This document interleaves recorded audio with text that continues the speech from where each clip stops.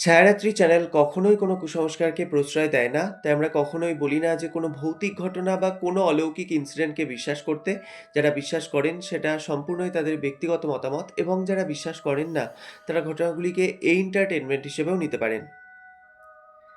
আজকে যে দিদিভাই আমাদেরকে ঘটনাটি পাঠিয়েছেন, ওনার নাম হচ্ছে মৈত্রেয়ী বেরা। তো দিদিভাই বর্তমানে চাকদহতে বিবাহসূত্রে থাকেন। কিন্তু এই যে ঘটনাটি, এটা দিদিভাইয়ের বাপের বাড়িতে গিয়ে কিন্তু ঘটেছিল এবং মূল ঘটনাটি ঘটেছিল কিন্তু তার মেয়ের সাথে। তো এই পুরো বিষয়টি আজ থেকে প্রায় ১০ থেকে ১২ বছর আগেকার ঘটনা। তখন দিদিভাইয়ের মেয়ে কিন্তু ক্লাস 5 এ পড়তো। মানে বুঝতেই পারছো যে বাচ্চাটা অনেকটাই তখন ছোট ছিল। তো দিদিভাইয়ের যে বাপের বাড়ির পাড়াটা, তার পাশের পাড়াতে একটি জায়গায় একটি মা কালীর বেদি প্রতিষ্ঠিত আছে। তো সেটাকে মন্দির বলা ভুল হবে, আমি এটাকে বেদিই বলছি। তার কারণ হচ্ছে সে মন্দিরটির উপরে কোনো ছাদ ঢালাই করা কিন্তু ছিল না। ইনফ্যাক্ট এখনো কিন্তু নেই। মানে চারিদিকে দেওয়াল আছে মন্দিরটায়, কিন্তু ওপরটা হচ্ছে পুরো ফাঁকা। তো ওখানে প্রতি বছর দীপান্বিতা অমাবস্যার সময় বড় করে প্যান্ডেল করে সেখানে সারা রাত ধরে কালীপুজো হয় এবং সেই দিনই ভোর রাত্রিতে কিন্তু মূর্তিকে বিসর্জন দেওয়া হয়। এবার ওই মন্দির থেকে কিন্তু বেশ কিছুটা জায়গা ওখানে ফাঁকা অবস্থায় ছিল, মানে কিছুটা বলতে বেশ অনেকটা জায়গা। তো সেই যে জায়গাটা, ওটা তো মন্দিরের লাগোয়া ছিল। তো সেখানটা করেই কিন্তু একটি পার্ক তৈরি হয়েছিল। দিদিভাই বলছে আমরা যখন ছোট ছিলাম তখন ওই জায়গাটা কিন্তু ফাঁকা মাঠই ছিল এবং যখন আমরা কলেজে উঠি তো তখনই কিন্তু ওখানটা করে বাচ্চাদের জন্য এই খেলার পার্কটি তৈরি করা হয়েছিল। তো সেই পার্ককে কেন্দ্র করেই কিন্তু এই ঘটনাটি দিদিভাইয়ের মেয়ের সাথে ঘটে এবং শুধু তাই নয়, বাচ্চাটি এমনভাবে সেই জায়গার কিছু প্যারানরমাল ঘটনার দ্বারা পজেস হয়, যা কিন্তু শুনলে তোমাদেরও রীতিমতো ভয় লাগবে। তো বন্ধুরা, তোমাদের সকলকে বলবো যে তোমরা কেউ কোত্থাও যাবে না। একদম প্রথম থেকে শেষ পর্যন্ত আজকের এই পুরো এপিসোডটি তোমরা মন দিয়ে শোনো। আশা করছি তোমাদেরও আজকের এই ঘটনাটি ভীষণ ক্রিপি লাগবে এবং আরেকটি রিকোয়েস্ট তোমাদের সকলকে করব যে তোমরা তোমাদের আত্মীয়স্বজন, বন্ধু-বান্ধব প্রত্যেকের সাথে আজকের এই এপিসোডটি তোমরা শেয়ার করে নাও। তাহলে তারাও কিন্তু এরকম একটি ইউনিক ঘটনার সাক্ষী থাকতে পারবে। তো যাই হোক, বেশি কথা না বাড়িয়ে শুরু করছি আজকের এপিসোড নাম্বার ১৫৮। দিদিভাই যেভাবে আমাদের সাথে ঘটনাটি শেয়ার করে নিয়েছেন, ঠিক সেভাবেই আমি তোমাদের সামনে আজকে এই পুরো ঘটনাটি তুলে ধরার চেষ্টা করছি। আমি মৈত্রেয়ী। এই ঘটনাটি ২০১৫তে আমার মেয়ের সাথে ঘটে যাওয়া একটি ঘটনা, যেটা কিন্তু আমার বাপের বাড়িতে আমি এবং আমার মেয়ে যখন গিয়েছিলাম, তো সেই সময় কিন্তু এই ঘটনাটি ঘটেছিল। তো আমি এক্স্যাক্ট সেই জায়গার নামটা এখানে উল্লেখ করছি না, আমার বাপের বাড়ির জায়গাটার কিছু পার্সোনাল রিজনের জন্য। তো তোমার চ্যানেলের প্রতিটি ঘটনা কিন্তু আমি আর আমার মেয়ে দুজনেই শুনি, আমাদের ভীষণ ভালো লাগে। তো আজকের এই ঘটনাটি পাঠানো মূলত আমার মেয়ের জন্যই কিন্তু। তার কারণ হচ্ছে ও আমাকে বারবার বলছিল যে, "মা, আমার সাথে ঘটা যে ঘটনাটা তুমি মানে আমাকে বলো, তো সেটা তুমি দাদাকে পাঠাও।" তো সেই জন্যই বলতে পারো তোমাকে আজকে এই ঘটনাটি আমার পাঠানো। আচ্ছা, এই যে কালী মন্দিরটার কথা আমি বলছি, দিদিভাই বলছে যে এটা কিন্তু বেশ জাগ্রত এবং প্রচুর পুরনো একটি মন্দির। তো আমরা তো ছোটবেলা থেকে এই মন্দিরটা দেখছি। ইনফ্যাক্ট বাবারাও কিন্তু একদম জ্ঞান হওয়ার অবস্থা থেকেই কিন্তু এই মন্দিরটি দেখে আসছে। তো বলতে পারো যে প্রতি বছরই ওই দীপান্বিতা অমাবস্যার সময় জাঁকজমক করে এই মন্দিরে কিন্তু পুজো হয়। এবার সারা রাত ধরে ওই পুজোর একটা দিনেই কিন্তু প্রচুর লোকজন ওই রাস্তা দিয়ে যাতায়াত করে। তো বাকি অন্যান্য দিন কিন্তু ওই রাস্তা দিয়ে, বিশেষ করে সন্ধ্যের পর, লোকজন যতটা পারে ওই রাস্তাটা কিন্তু অ্যাভয়েড করেই চলার চেষ্টা করে। তার কারণ হচ্ছে ওই জায়গাটা কিন্তু খুব একটা ভালো জায়গা নয়। ওই মানে যেখানটা করে আরকি ওই মা কালীর মন্দিরের বেদিটা রয়েছে, তার একদম গায়ে লাগোয়া কিন্তু একটি শেওড়া গাছ এবং একটি বিশাল বড় পাকুড় গাছ আছে। এবং এই গাছ দুটো কিন্তু বহু, বহু প্রাচীন দিনের। মানে আমার দাদুদের কাছ থেকে শোনা, আমার দাদুরা তো দেখেছে এই কালী মন্দিরটি তৈরি হতে। কিন্তু আমার দাদুরা মানে যেটা আরকি বলতো যে ওনারাও মানে জ্ঞান হওয়া অবস্থা থেকে, ইনফ্যাক্ট ওনাদের বাবাদের আমলেও কিন্তু মানে তারাও ছোট থেকে দেখে আসছে ওই গাছগুলো। মানে বুঝতে পারছো যে কত পুরনো সেই গাছ দুটো। তো সেই গাছ দুটো যেখানটা করে ছিল, এটা আমার দাদুর কাছেই শোনা যে ওই যে জায়গাটা মানে বিশাল বড়, তো তার সামনে ফাঁকা জায়গা ছিল। তো সেই জায়গাটা কিন্তু মানে কোন জমিদারের, মানে কোনো একটা জমিদারের সেই জায়গা। তো মানে এবার বংশ পরম্পরায় যেরকম হয় যে শরিক অনুযায়ী সেই জায়গাগুলো পেয়েছে। কিন্তু ওই জায়গাটার রেপুটেশন এতটাই খারাপ ছিল, মানে বিভিন্ন রকম কিন্তু ওই জায়গাটা নিয়ে কথা রটনা ছিল। প্রচুর মানুষের প্রচুর অভিজ্ঞতা, মানে ভৌতিক অভিজ্ঞতা কিন্তু ওই রাস্তাটিকে কেন্দ্র করে বা ওই জায়গাটিকে কেন্দ্র করে কিন্তু হয়েছে। তো যে কারণে কিন্তু বছরের পর বছর ধরে ওই জায়গাটা ওরকম ফাঁকা অবস্থাতেই পড়েছিল। তো দিদিভাই বলছে যে আমার বাবারা দেখেছিল ওইখানটা করে কালী মন্দিরটা তৈরি হতে। তার কারণ হচ্ছে মানে এই কালী মন্দিরটি তৈরি হওয়ার পেছনেও কিন্তু একটি কারণ আছে। সেটা হচ্ছে যে মানে তখন মানে বর্তমান সময়ে আমাদের এই এলাকাটা মানে শহরাঞ্চল হয়ে গেলেও তখনকার দিনে মানে আমার বাবারা যখন ছোট ছিল, ইনফ্যাক্ট আমার দাদুরা যখন মানে যে সময় মন্দিরটি তৈরি হতে দেখেছে, তো তখন তো এটা একদম গ্রামাঞ্চল ছিল। তো সেই সময়তে চারিদিকে কিন্তু প্রচুর মহামারী ছড়িয়ে পড়ে, মানে মহামারী এমনভাবে স্প্রেড করে গিয়েছিল, আর তখন এত চিকিৎসা ব্যবস্থা উন্নত ছিল না। তো মহামারীটা এত চারিদিকে স্প্রেড করে যায়, তো সেই সময়তে কিন্তু প্রচুর লোকজন মারা যাচ্ছিল এবং প্রচুর মানুষের ক্ষয়ক্ষতিও হচ্ছিল। তো তখন মানে ওই অঞ্চলের সবাই মিলে মা কালীর কাছে মানত করেছিল যে তোমরা যদি আমাদের এই অঞ্চল থেকে মহামারী দূর করে দাও, মানুষজন যদি সুস্থ হয়ে যায়, তাহলে তোমার একটি বেদি প্রতিষ্ঠা এখানে করা হবে।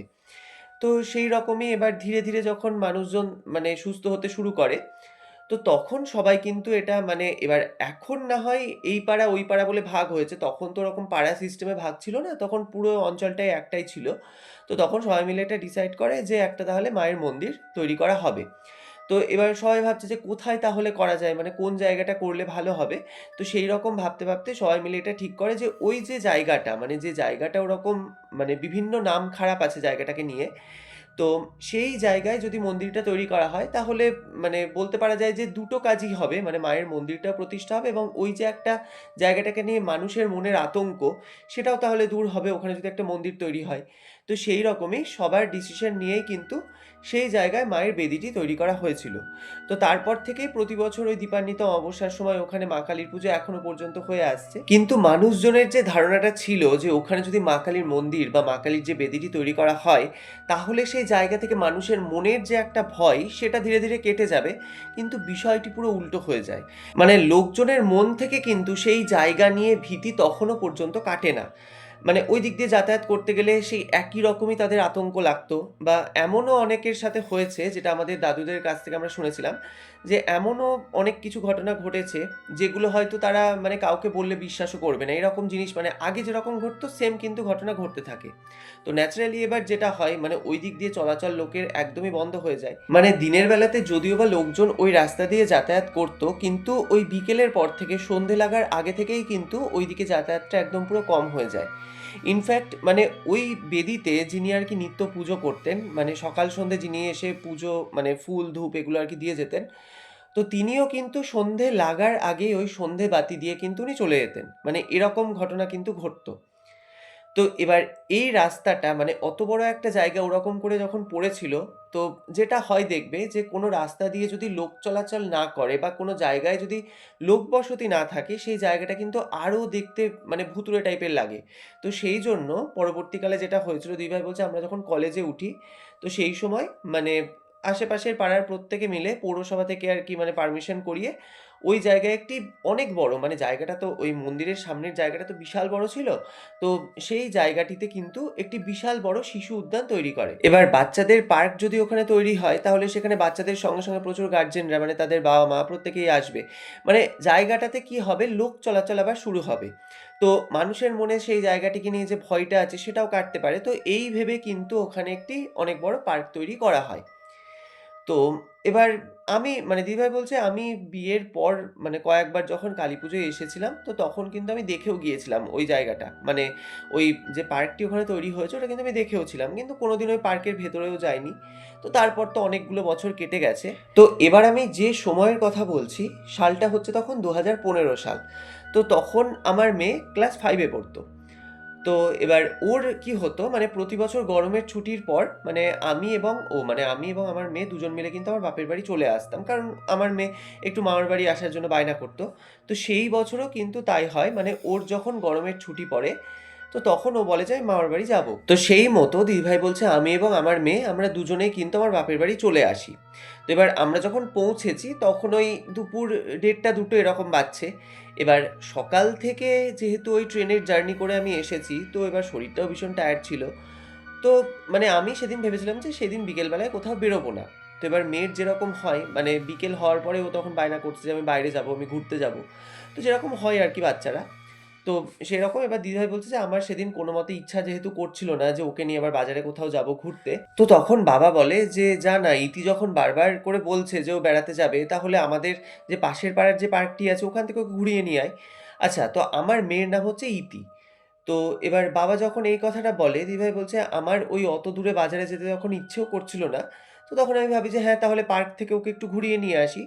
তো এই ভেবে ওকে নিয়ে আমি ওই 4:30-5টা এরকম সময় কিন্তু ওই পার্কে যাই। এবার পার্কে যখন গিয়েছি দেখছি যে ন্যাচারালি যেরকম হয় প্রচুর বাচ্চারা খেলা করছে, তাদের বাবা-মারাও এসছে।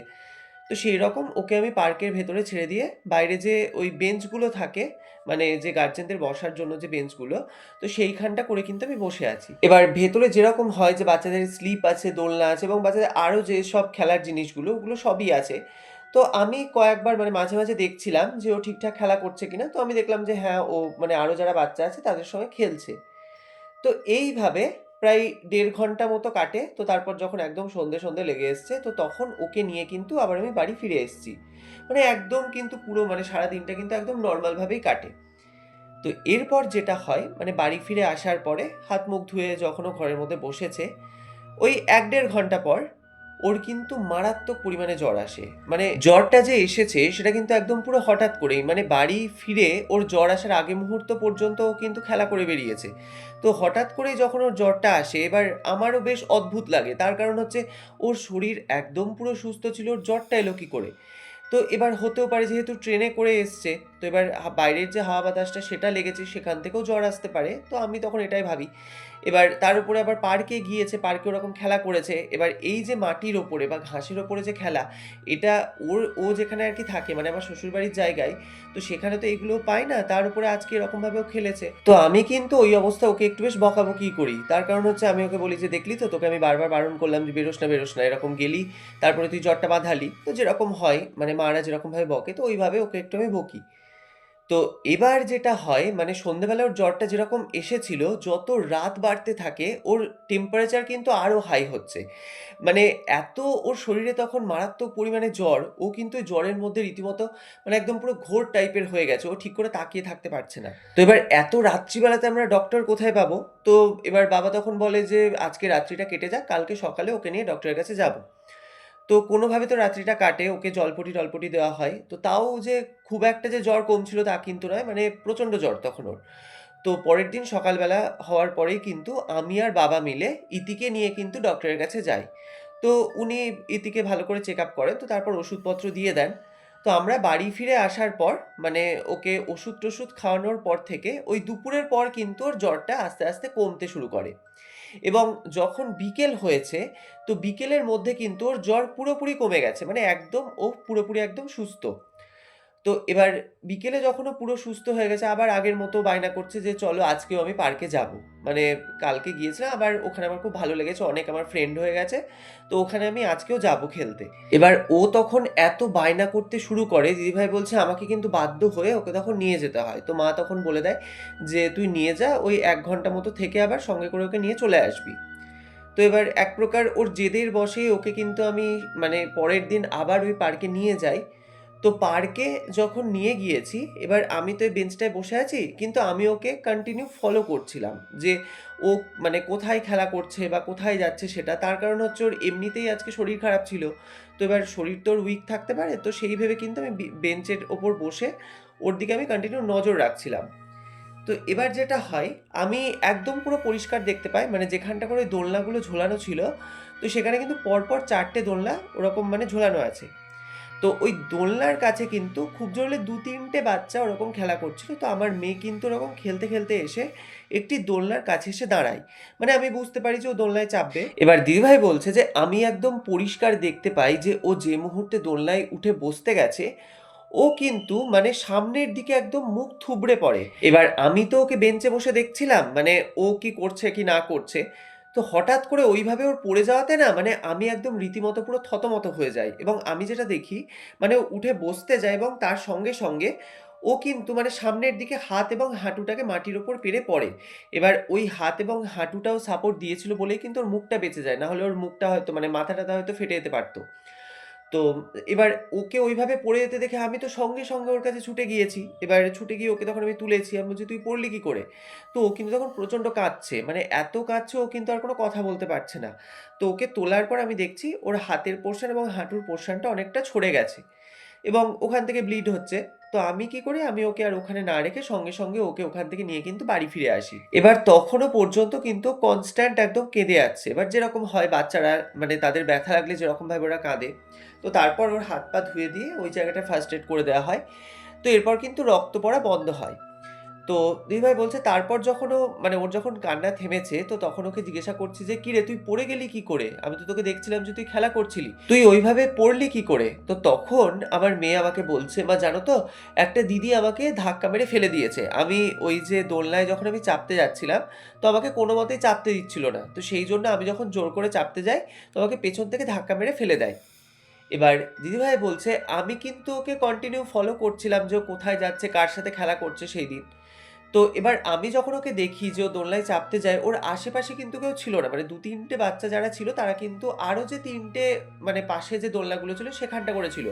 ওর পাশে বা ওর পেছনেও যেটা আরকি দাবি করছে যে ওকে পেছন থেকে কেউ ধাক্কা মেরে ফেলেছে, এরকম কিন্তু আমি কাউকে তখন দেখিনি। মানে ওই দোলনাটায় কিন্তু একাই ছিল। তো তখন আমার মেয়ে কিন্তু আমাকে তাও জোর দিয়ে বলছে যে, "না মা, আমাকে ওই দিদিটাই ফেলে দিয়েছে ধাক্কা মেরে।"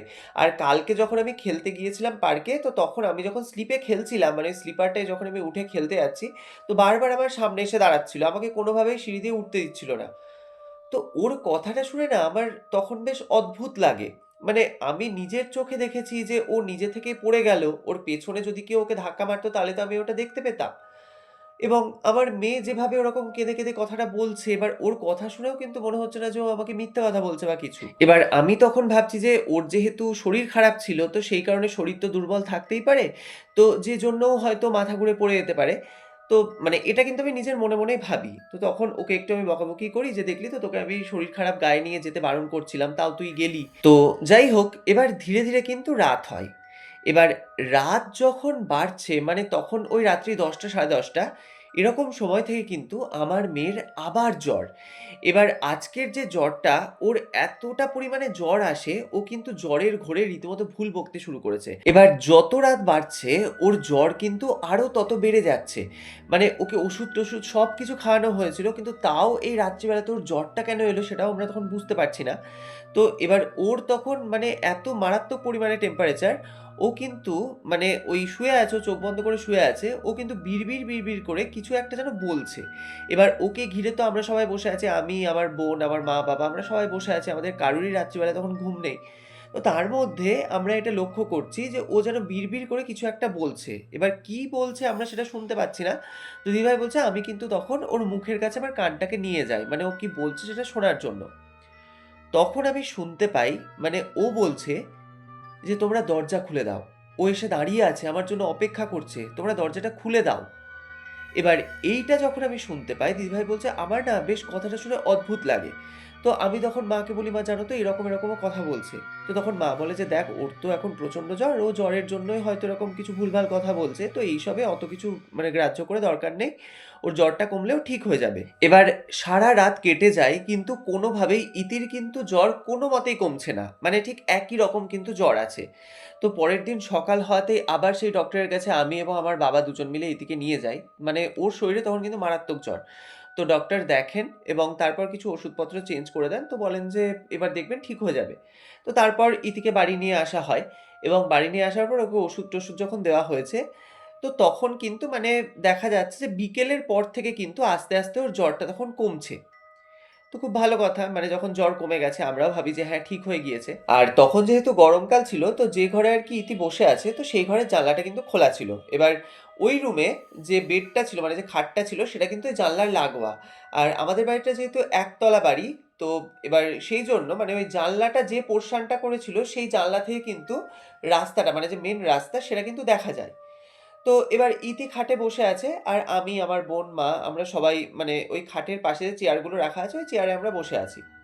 তো বেশ কিছুক্ষণ ধরে আমরা এটা লক্ষ্য করছিলাম যে ইতি কিন্তু কনস্ট্যান্ট মানে কিছু কিছু সময় গ্যাপে গ্যাপে কিন্তু ও বারবার ওই জানলার দিকে তাকাচ্ছে এবং জানলার দিকে তাকিয়ে কিন্তু বেশ খানিকক্ষণ ওই জানলার দিকেও একইভাবে তাকিয়ে থাকছে, তারপর আবার মুখটা ঘুরিয়ে নিচ্ছে। মানে এরকম কিন্তু বেশ কয়েকবার আমরা ওকে লক্ষ্য করি। এবার এরকম যখন হয় তো দিদিভাই বলছে, আমি কিন্তু ইতিকে বলি যে, "এই তুই জানলা দিয়ে কি দেখছিস? কাকে দেখছিস?" মানে ওর আবভাবটা দেখে মনে হচ্ছিল যে ও যেন কাউকে একটা দেখছে বা কাউকে কিছু একটা জিনিস যেন ফলো করছে। তো এবার আমি যখন ওকে ১ম বার বলি যে, "এই তুই কি দেখছিস?" তো ও কিন্তু আমার কথাটা শুনতে পায় না। মানে ও ওই বিষয়টাতে এতটাই মনোযোগ দিচ্ছে, মানে আমি যে ওকে অত জোরে সামনে থেকে বসে ডাকছি ওর কিন্তু কথাটা কানেই যাচ্ছে না। তো আবার যখন ওকে মানে একটু গলা ঝাঁকিয়ে ডেকেছি, "এই ইতি তুই ওই জানলা দিয়ে বারবার কি দেখছিস? ওইদিকে তাকাচ্ছিস কেন?" তো তখন না মানে ও রীতিমতো একদম ভ্যাবাচ্যাকা খেয়ে যায়। মানে ও যে আমার ওই কথাটা শুনে একদম পুরো চমকে গেছে ওকে কিন্তু দেখে বোঝা যায়। তো এবার আমাকে তখন বলে যে, "মা জানো তো ওই দিদিটা এসেছে।" এবার দিদিভাই বলছে যে, "আমি কিন্তু মানে এক্সপেক্টই করিনি যে ওর কাছ থেকে এরকম কিছু একটা অ্যান্সার আমি পাবো।" তো তখন আমি ওকে বলি যে, "দিদি মানে কোন দিদি? তুই কার কথা বলছিস?" তো তখন ইতি আমাকে বলছে যে, "মা ওই দিদিটা, যে দিদিটা আমাকে কালকে ফেলে দিয়েছিল ওই দোলনায় চাপতে গিয়ে, সেই দিদিটা দেখো ওইখানে দাঁড়িয়ে আছে এবং আমাকে দেখো ইশারা করে, করে ডাকছে।" তো এই কথাটা শোনা মাত্রই না দিদিভাই বলছে, আমি কিন্তু মানে ওর বলাটা শেষ হয়েছে। আমি কিন্তু সঙ্গে, সঙ্গে চেয়ার থেকে উঠে জানলার দিকে দেখতে গিয়েছি যে কোন মেয়েটার কথা ও বলছে। তো এবার আমি যখন উঠে ওখানে গিয়েছি জানলায়, আমি কিন্তু যথারীতি কাউকে ওখানে দেখতে পাই না। তো তখন আমি ইতিকে বলি যে, "কই রে তুই কার কথা বলছিস? আর তুই যে বললি এখানে দাঁড়িয়ে আছে, কই কেউ তো এখানে দাঁড়িয়ে নেই।" তো তখন ইতি বলছে যে, "মা তুমি এলে তো সেইজন্য ছুটেও চলে গেল। আমাকে বারবার করে হাতে ইশারা করে পার্কে যাওয়ার জন্য ডাকছিল।" এবার দিদিভাই বলছে, "আমার না বিষয়টা খুব অদ্ভুত লাগে। তার কারণ হচ্ছে মানে কেউ যদি ওখানে এসে দাঁড়ায় তাহলে আমি আসছি বলে সে কেন চলে যাবে?" তো এই বিষয়টা আমি তখন ভাবছি। এবার আমি এটাও ভাবছি যে হয়তো হতে পারে যেহেতু মানে আমার মেয়ে যেটা বলছে যে ওকে ধাক্কা মেরে ফেলে দিয়েছিল। তো সেইজন্য আমি যদি ওকে বকতে পারি সেই ভেবে হয়তো ভয় পেয়ে বাচ্চা মেয়েটি চলে গেছে। তো এইসব আমি ভাবি। তো তখন মানে আমি ওকে বলি যে, "ঠিক আছে তুমি ছেড়ে দাও। যখন চলে গেছে ও যদি আসার হয় আবার আসবে।" তো এরপর বেশ কিছুক্ষণ কেটে যায় এবং যখন সন্ধে লাগে তো তখন মা বলে যে, "দেখ সন্ধে লেগে গেছে তো জানলা-টানলা বন্ধ করে দে। মশা ঢুকতে পারে।" তো সেইজন্য কিন্তু জানলাগুলো আবার বন্ধ করে দেওয়া হয়। এবার কিন্তু একটি ঘটনা ঘটতে শুরু করে। তো তখন সন্ধ্যেবেলা মানে ওই সন্ধ্যে ৭ঃ০০ ৭:৩০ এরকম বাজছে। তো সবাই আমরা ওই ঘরেই বসে আছি। তো হঠাৎ করে মানে ইতি তো ওই খাটের ওপর বসে আছে এবং ও কিন্তু ওই জানলার দিকে পেছন করে আছে। ঠিক এমন সময় মানে একদম কিন্তু সন্ধ্যে তখন। তো এমন সময়তে ওই জানলাতে বাইরে থেকে কিন্তু ৩ বার ঠক, ঠক, ঠক মানে এরকম করে কিন্তু মনে হচ্ছে যেন কেউ আঙুল দিয়ে জানলায় টোকা মারছে। মানে ৩ বার। এবার দিদিভাই বলছে যে, "আমরা তো নিজেদের মধ্যে কথা বলছিলাম। তো হঠাৎ করে জানলায় ওরকম টোকা মারার শব্দতে না মানে আমরা সবাই কিন্তু রীতিমতো একদম চমকে গেছি। এবার সবার তখন কথা বন্ধ হয়ে গেছে। এবার ওই যে শব্দটা ওটা কিন্তু ৩ বারই হয়েছে। মানে ৩ বার ওরকম ঠক, ঠক, ঠক করে কিন্তু শব্দ। এবার কিছুক্ষণ পরেই কিন্তু আমি উঠে গিয়ে জানলাটাকে খুলে দেখি। মানে ওখানটা করে কেউ দাঁড়িয়ে আছে কিনা বা কিছু। এবার এতদিন যাবৎ আমরা এখানে বসবাস করছি। দিদিভাই বলছে, "আমি তো এখানেই বড় হয়েছি। কোনোদিন যে আমাদের সাথে এরকম কিছু ঘটনা ঘটা বা কিছু আমাদের একতলা বাড়ি হলেও যে জানলায় এসে কেউ টোকা মারা বা কিছু অনেক রাত্রেও কিন্তু কোনোদিন এই জিনিসটা ঘটেনি। তো তার মধ্যে আজকে সন্ধ্যেবেলাতে এরকম একটা ঘটনা ঘটছে তো ন্যাচারালি সবাই অবাক হয়ে গেছি। তো আমি কি করেছি আমি কিন্তু জানলাটাকে খুলে দেখেছি। এবার আমাদের জানলায় যেহেতু গ্রিল দেওয়া আছে তো ভয়ের তো কোনো ব্যাপার নেই। তো জানলা খুলে দেখার পর দেখছি যে না, বাইরে কোত্থাও কেউ নেই। যেরকম রাস্তা দিয়ে লোক ২-১ টা চলাচল করে তো সেরকম কিন্তু যাচ্ছে। তো আবার দেখার পরে আমি আবার জানলাটাকে কিন্তু বন্ধ করে দিই। এবার জানলাটা বন্ধ করে দেওয়ার পর আমি কিন্তু ইতি যেহেতু খাটে বসেছিল, তো আমি কিন্তু ইতির পাশে গিয়ে বসেছি। মানে জানলাটা কিন্তু একদম আমার পাশে। তো বেশ কিছুক্ষণ যাওয়ার পর কিন্তু মানে রাত্রি ওই ৮ঃ০০ ৮:৩০ এরকম বাজছে। সেই সময়তে আবার কিন্তু জানলায় ওরকম ঠক, ঠক, ঠক করে ৩ বার ওরকম নক করার শব্দ। এবং এবারের শব্দটা কিন্তু আগের বারের তুলনায় বেশ অনেকটা বেশি। মানে বেশ জোরালো একটা আওয়াজ। তো দিদিভাই বলছে, "যেই আওয়াজটা হয়েছে আমি কিন্তু মানে সঙ্গে, সঙ্গে যেহেতু আমি একদম জানলার পাশেই বসেছিলাম, তো আমি কিন্তু সঙ্গে, সঙ্গে জানলাটাকে খুলেছি। এবার যে মুহূর্তে আমি জানলাটা খুলেছি, দিদিভাই বলছে যে একটা ঠান্ডা শীতল একটা দমকা বাতাস মনে হলো যেন আমাকে ভেদ করে ঘরের মধ্যে ঢুকে গেল। মানে আমি জানলাটা খোলার সাথে, সাথেই কিন্তু এই ফিলটা আমার হয়। এবং মানে এবার যেটা হয় ধরো এবার কেউ যদি জানলার সামনে দাঁড়িয়ে থাকে, এবার আমি তো ওই আওয়াজটা হওয়ার সঙ্গে, সঙ্গেই মানে আমি একদম সেকেন্ডের মধ্যে কিন্তু জানলাটাকে খুলেছি। তো তার মধ্যে কেউ যদি ওখান থেকে পালিয়ে যায় তাহলে তো একটা পায়ের শব্দ হবে ধপ, ধপ করে হয়তো সে ছুটে যাচ্ছে সেরকম একটা শব্দ। তো আমি তো ওরকম কোনো শব্দ পাইনি। ইনফ্যাক্ট আমি জানলাটা খোলার পর কিন্তু জানলার সামনে আমি কাউকে দেখতে পাই না। এবং ওই যে একটা বাতাস মনে হলো যেন একটা ঝটকা মেরে ঘরের মধ্যে ঢুকলো। তো এই জিনিসটা হওয়ার পর না মানে আমি সেকেন্ডের মধ্যে আমি বুঝতে পারছি না যে কি হলো জিনিসটা। তো তখন মা বলে যে, "যে হবে হোক তুই জানলাটাকে বন্ধ করে দে। তো বারবার করে এরকম জানলা খুলে দেখার দরকার নেই। তুই জানলাটা বন্ধ করে দে।" তো দিদিভাই বলছে আমি কিন্তু জানলাটাকে বন্ধ করে দিই। এবার কিন্তু একটি অদ্ভুত ঘটনা ঘটে। সেটা হলো ওই যে ইনসিডেন্টটা ঘটলো, ওই যে আমি সেকেন্ড টাইম যখন জানলাটাকে বন্ধ করলাম, তার ঠিক আধ ঘন্টার মাথায় কিন্তু আমার মেয়ের আবার জ্বর আসে। এবং এত জ্বর ওর শরীরে মানে কয়েক মুহূর্তের মধ্যে ওর শরীরে তখন এত টেম্পারেচার বেড়ে যায়, ও গতকালকে যেরকম একটা বিড়বিড় করে কথা বলছিল যে, "তুমি দরজাটা খুলে দাও, ও এসে আমার জন্য অপেক্ষা করছে দাঁড়িয়ে আছে।" ঠিক সেম কথাটা কিন্তু আজকেও জ্বরের ঘোরে কিন্তু আবার বলতে শুরু করেছে এবং আজকের কথাটা ও কিন্তু রীতিমতো জোরে, জোরে বলছে। এবার এই জিনিসটা যখন হচ্ছে দিদিভাই বলছে, "আমার কিন্তু বেশ অদ্ভুত লাগছে জিনিসটা।" মানে আমার মনের মধ্যে বারবার কিন্তু একটা খটকা লাগতে শুরু করেছে। তার কারণ হচ্ছে প্রথমত যখন আমি ওই জানলাটা খুলেছিলাম একটা দমকা বাতাস যেরকমভাবে ঘরের মধ্যে ঢুকলো, চারিদিকে কোথাও হাওয়া নেই, বাতাস নেই, কিচ্ছু নেই। জানলাটা খোলার সাথে, সাথেই বাতাসটা এসে আমার গায়ের উপর লাগলো। ওই জিনিসটা আমার মানে মনের মধ্যে একটা খটকা লাগলো। আমি কিন্তু কাউকে এই কথাটা বলিনি। তো তারপর এই যে একটা অদ্ভুত কিছু ওর বিহেভিয়ার যেটা ওর ১ম দিন মানে ওই পার্কে যাওয়ার পর থেকে ওই যে জিনিসগুলো ওর ঘটছিল, তো পুরো বিষয়টাই কিন্তু দিদিভাই বলছে আমি কিন্তু লক্ষ্য করছিলাম। তো এবার সেদিন রাত্রেও ওর এত মারাত্মক জ্বর মানে সারা রাত্রি কিন্তু আবার আমাদের ওরকম জেগেই কাটে। মানে ওকে ঘিরে মানে ওর মাথায় জলপটি দেওয়া হচ্ছে, মা ওর মাথায় বাতাস করছে মানে যেরকম একটা হয়। তো তখন বাবা বলে যে এরকম বারবার প্রতিদিন কেন ওর জ্বরটা ঠিক সন্ধ্যের পর থেকেই আসছে। তো ডক্টরকে আবার কালকে গিয়ে বলতে হবে। তো ৩য় দিনও কিন্তু ওরকম সকালবেলাতে আমি আর বাবা মিলে আবার ওই ডক্টরের কাছে আমার মেয়েকে নিয়ে যাই। তো ডক্টর যখন শোনেন, তো তখন তিনিও বেশ অবাক হয়ে গেছেন। তিনি বলছেন যে, "ওষুধ খাচ্ছে, ও জ্বর ঠিক হয়ে যাচ্ছে, আবার কেন ওর রাত্রিবেলা এরকম জ্বর আসছে?" তো তখন আমার মেয়ের কিছু ব্লাড টেস্টের কথা ওই ডক্টর বলেন। তো ওর ব্লাড টেস্ট সমস্ত কিছু করানো হয় এবং তারপর রিপোর্ট নিয়ে আমাদের বাড়ি ফিরতে, ফিরতে প্রায় মানে দুপুর পেরিয়ে গেছে তখন। তো রিপোর্ট কিন্তু সবকিছু একদম নরমাল। মানে ডক্টর যেগুলো আরকি সন্দেহ করছিলেন সেরকম কিন্তু কিচ্ছু না। একদম সবকিছু স্বাভাবিক। তো এবার ডক্টরও বুঝতে পারছেন না যে বারবার কেন ওর জ্বরটা ঠিক ওই সন্ধ্যের পর থেকেই আসছে। তো যাই হোক এবার বিকেলের দিকে আমরা যখন বাড়ি ফিরে এসেছি, তো সেদিন কিন্তু সারা সন্ধ্যেতে ওর কোনো জ্বর আসা বা কোনো শরীর খারাপ হওয়া কিচ্ছু কিন্তু হয়নি। তো আমরা তখন ভাবি যে তাহলে হয়তো ঠিক হয়ে গিয়েছে আর কোনো অসুবিধা নেই। তো সেদিন এবার রাত্রিবেলা আমরা খাওয়া-দাওয়া করে শুয়েছি। তো শোয়ার পর তখন বেশ অনেকটাই রাত্রি আর সেই রুমের মধ্যে আমি, আমার মেয়ে ইতি এবং আমার বোন আমরা ৩ জন শুয়ে আছি। আর পাশের রুমে আমার মা-বাবা আছে। তো তখন বেশ অনেকটাই রাত। এবার দিদিভাই বলছে, "আমার কিন্তু আগাগোড়াই ঘুম ভীষণ পাতলা। মানে কোনো যদি একটা শব্দ হয় আমার কিন্তু ঘুম ভেঙে যাবে।" তো আমি ওই ঘরের মধ্যে একটা আওয়াজ পাচ্ছি। মনে হচ্ছে যেন কেউ ঠক, ঠক করে কিছু একটা শব্দ করছে। মানে কিছু একটা জোরে, জোরে যদি ঠোকে কোনো জিনিস বা কোনো একটা জিনিসে যদি আঘাত করে, যেরকম একটা আওয়াজ হয়, ঠিক সেম ওরকম একটা শব্দ কিন্তু আমি ঘুমন্ত অবস্থাতে পাচ্ছি। এবার বেশ কিছুক্ষণ ধরে ওই আওয়াজটা পাওয়ার পর আমার যখন ঘুমটা ভেঙে যায়, তো আমি দেখছি যে আমার পাশে কিন্তু ইতি শুয়ে নেই। এবং যখন আমি দেখেছি যে ইতি শুয়ে নেই, আমি কিন্তু একদম ধড়পড় করে বিছানায় উঠে বসেছি। এবার বিছানায় উঠে বসার পর আমি দেখছি যে ইতি কিন্তু ওই জানলাটিকে ধরে মানে খোলার চেষ্টা করছে। মানে ওই যে যেটা রাস্তার দিকের জানলা, সেই জানলাটিকে ও কিন্তু ছিটকিনিটাকে খোলার চেষ্টা করছে। কিন্তু ও খুলতে পারছে না বলে ও কিন্তু জানলা এরকম জোরে, জোরে আওয়াজ করছে। এবার ওকে ওই অবস্থায় দেখে না দিদিভাই বলছে, "আমি না প্রচন্ড ভয় পেয়ে গেছি যে ও এরকম কেন করছে?" মানে যে মেয়েটা মানে এতটা দুর্বল হয়েছিল ২-৩ দিন ধরে ওর এত জ্বর হওয়ার কারণে ও ঠিক করে খেতেও পারছিল না। তো সেই মেয়ের শরীরে এত শক্তি কি করে এলো? তো তখন আমি উঠে গিয়ে বলছি, "ইতি তুই এরকম কেন করছিস?" এবার ও না মানে কনস্ট্যান্ট একটা মানে কেমন যেন একটা গোঙাচ্ছে আর মানে কন্টিনিউ আমাকে বলছে যে, "তুমি জানলাটা খোলো।" ও দাঁড়িয়ে আছে আমার জন্য অপেক্ষা করছে, "তুমি জানলাটা খুলে দাও।"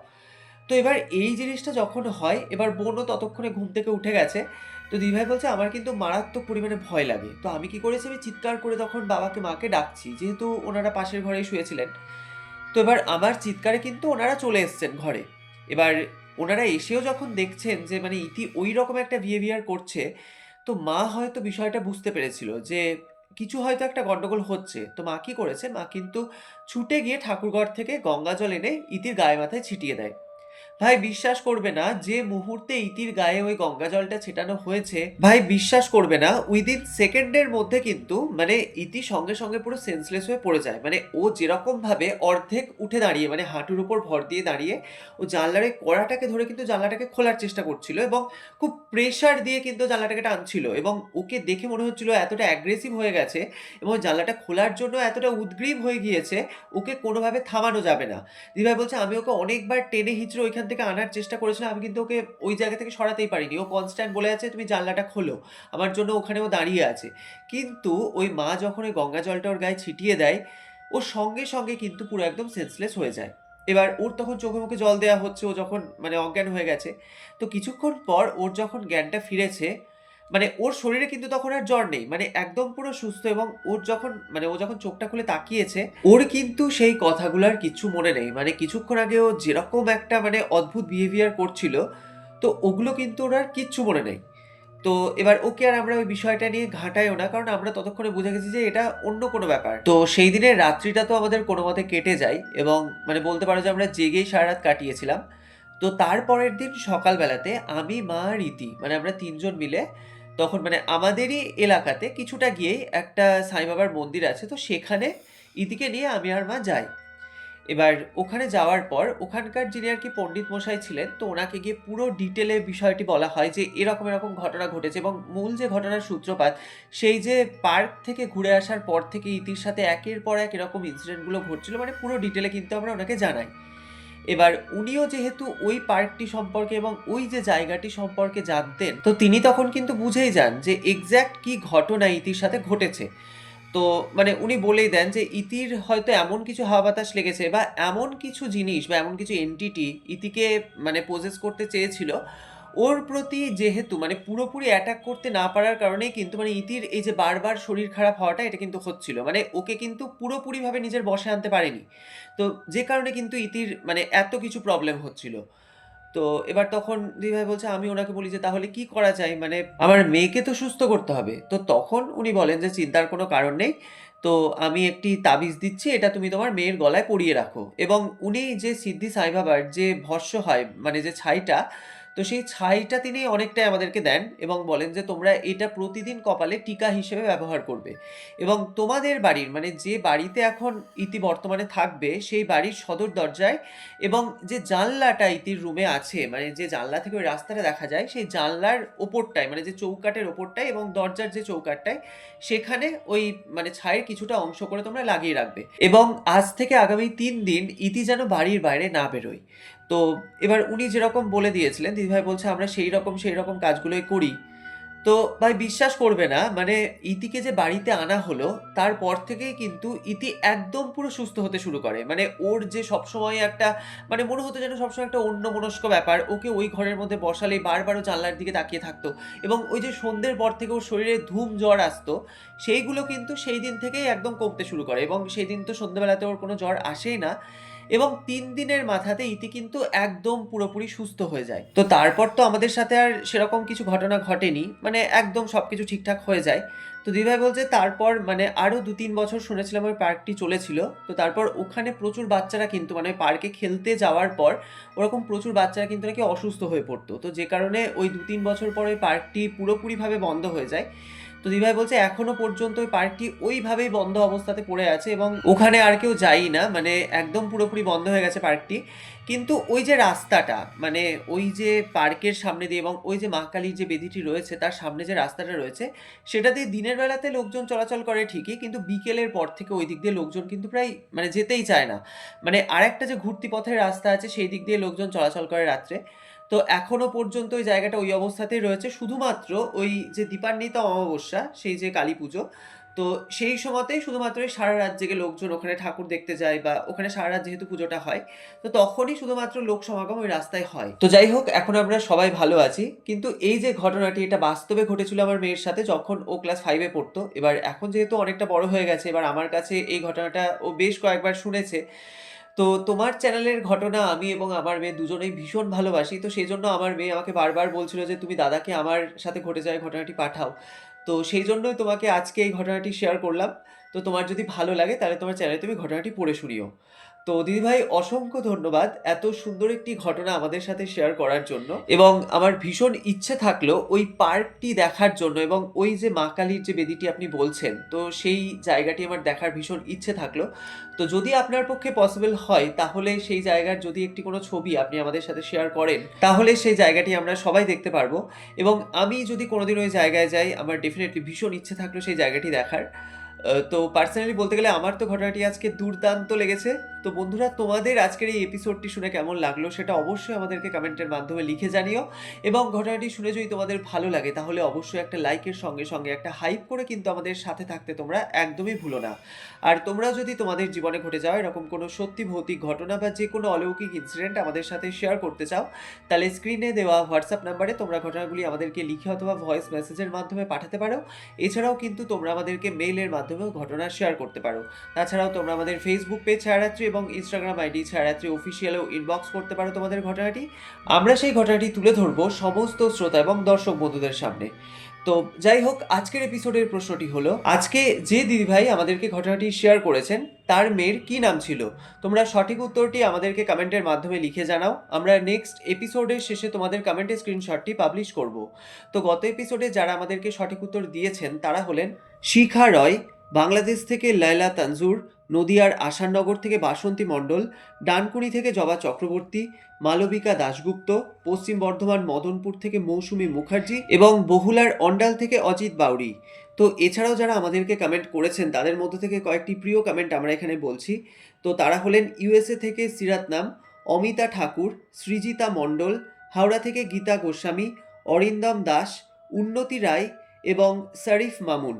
তো তোমাদের সকলকে জানাই অসংখ্য ধন্যবাদ। তোমরা যারা যারা আমাদেরকে কমেন্ট করেছো, তো তোমরা এভাবেই আমাদেরকে কমেন্টের মাধ্যমে জানাতে থাকো যে তোমরা কোথা থেকে ঘটনাগুলি শুনছো, এবং ঘটনাগুলি শুনে তোমাদের কেমন লাগছে সেই মতামতটিও কিন্তু তোমরা আমাদেরকে কমেন্টের মাধ্যমে জানাতে একদমই ভুলো না।